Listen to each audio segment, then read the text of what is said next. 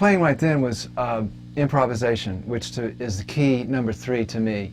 It's the lifeblood of music, and it's the process of realizing that and acknowledging that music is a gift and it is available to all musicians.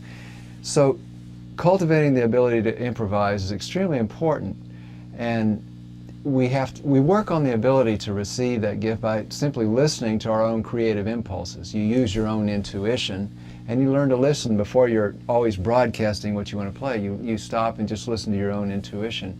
It's a very important navigational tool to play more meaningful solos as well as compose better.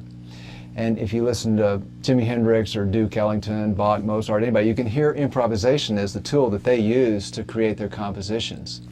So a song that I might have had simply by improvising, I was sitting around, I just...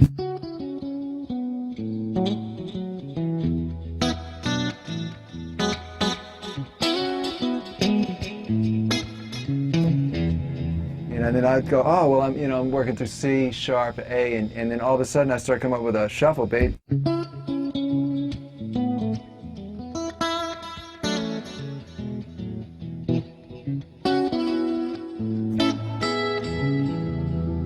And that would eventually lead into a song that I had called Trademark.